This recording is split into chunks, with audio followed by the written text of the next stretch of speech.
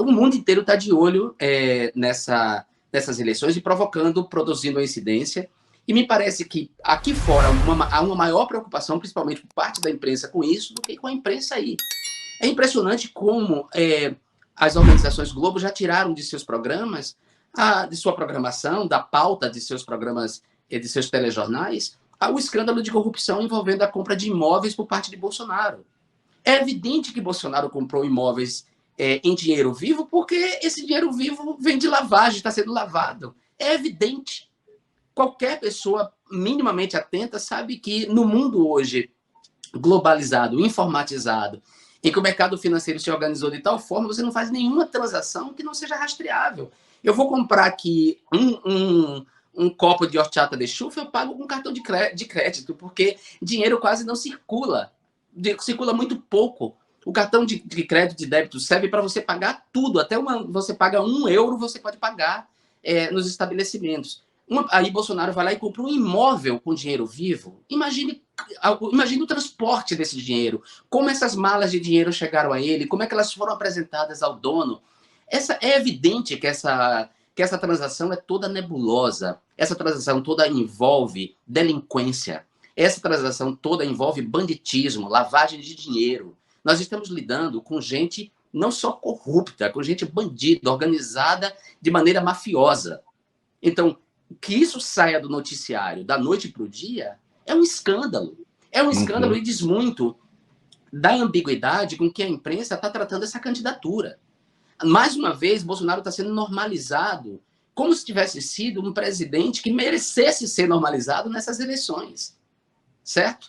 É impressionante como ele está sendo poupado. E ele está sendo poupado porque, volto a dizer, há uma ambiguidade de setores da classe dominante em relação ao governo Bolsonaro. Os setores da classe dominante que estão representados na imprensa. A ambiguidade é a política econômica tocada por Bolsonaro, apesar de desastrosa para os mais pobres, apesar de desastrosa para os trabalhadores, tornou ricos muito mais ricos. Enriqueceu muito mais gente. Então foi, apesar de todo o desastre, de toda a violência, de toda a desinformação que ele perpetrou e dos mortos pela Covid, do aumento do desmatamento,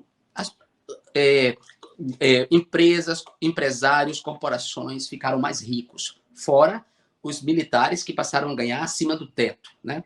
Ou seja, então tem uma ambiguidade de setores da classe dominante em relação a esse governo, porque, olha só, tá bem, esse governo aí é um horror, o mundo inteiro tem vergonha, nós nos tornamos um pária internacional como país, o mundo inteiro tem vergonha desse presidente que não sabe articular uma frase, que é um protofascista, se não for um fascista mesmo, mas ele governou, ele conduziu a política econômica de modo a garantir nossos privilégios e nos dar mais dinheiro. Então, é evidente que, por isso, a imprensa tem essa relação ambígua e está fazendo campanha. Aliás, a imprensa está fazendo campanha não só para Bolsonaro, mas para todo um grupo de parlamentares de direita, com a desculpa de noticiar suas declarações ou de noticiar suas idiosincrasias e bizarrices. A imprensa está fazendo campanha para um monte de candidatos a deputado, deputada e senadores que são da direita, porque no máximo o que essa imprensa pretende, no caso da vitória de Lula, que é quase certa que o Lula vai vencer, é sabotar o governo Lula através do parlamento, ou seja, é eleger pessoas de direita e de extrema-direita que sabotem o governo Lula e a tentativa do governo Lula de reconstruir o país e de restabelecer alguma dignidade ao trabalhador. Então, não é inocente quando o jornal o Globo, o UOL, Folha de São Paulo noticiam e põem em evidência candidatos da direita e da extrema-direita sob argumentos, argumentos noticiosos, né? Argumentos de que estariam dando notícia acerca de suas declarações ou de suas bizarrices. Isso não é inocente, isso é propaganda. E a propaganda tem o objetivo final de ampliar a bancada de direita e de extrema-direita no parlamento, de modo a sabotar o governo Lula e Alckmin, no quesito, principalmente no quesito em que vai se reconstruir um conjunto de políticas sociais para os mais pobres e para os trabalhadores. Fora o lucro, né? As empresas de mídia, que se elas levam a campanha para o segundo turno, elas vão ganhar muito mais de recursos públicos, Ou seja, nada ali é de graça, né? Uma campanha que se estende com mais tempo de horário eleitoral, com debates, é muito mais ganho para essas empresas. Então, elas querem ganhar. Liquidar essa fatura no primeiro turno não seria um bom negócio, nem financeiro, nem político, Claro. para esses setores da classe dominante. Então, eles estão fazendo o máximo. E aí chega a ser patético ver os sabujos e os pistoleiros dessa imprensa durante os programas de televisão, praticamente felizes, parecem crianças, assim, é ridículo, assim, eu diria, se não fosse sério, se não fosse grave para a democracia, a gente só daria risada, só riria do comportamento dessas pessoas. Assim, aquele Gerson Camarote e aquele Valdo Cruz da Globo News, e eu vou dar nome aos bois porque eu sou desse tipo que eu não sou corporativista, e detesto o corporativismo e acho que a gente tem que aprender a dar nomes.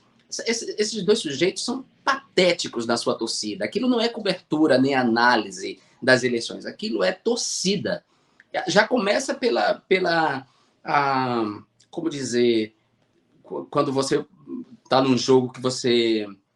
O blefe, não sei se a palavra certa é essa, mas digamos assim, já houve uma forçação de barra nas regras que foi colocar Simone Tebet entre os candidatos do debate. Ou seja, Simone Tebet não é nada do ponto de vista das intenções de votos, não era nada.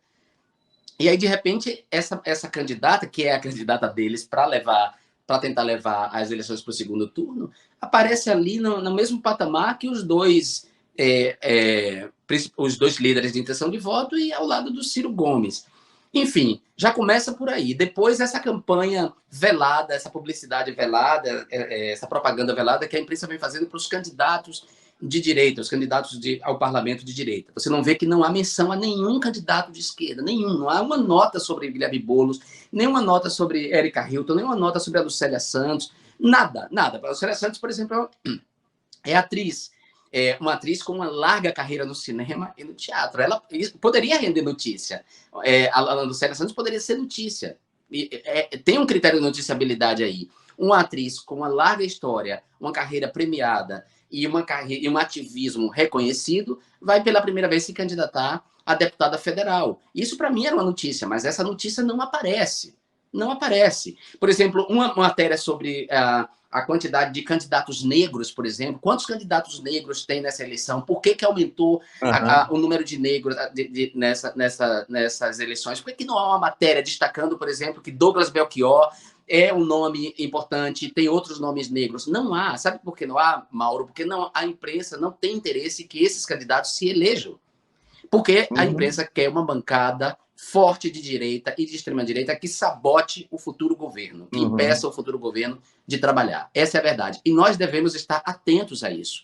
E, sobretudo, essas eleições não é uma eleição só para eleger Lula. Nós temos que eleger aí um parlamento forte, ampliar a representatividade, ou seja, sim, votar em pessoas negras, em mulheres trans, em gays, mas também votar em mulheres trans, gays, mulheres e pretos que estejam comprometidos com um projeto social que reduza, que combata, reduza, erradique a fome, reduza a desigualdade social, amplie a oferta de empregos, restitua a dignidade aos trabalhadores, defenda os povos originários, os povos da floresta, defenda o meio ambiente, ou seja, tem que ser candidatos que estejam em sintonia com essa agenda, porque não basta ter representatividade, não basta ser só a representatividade, tem que ser representatividade junto com o projeto.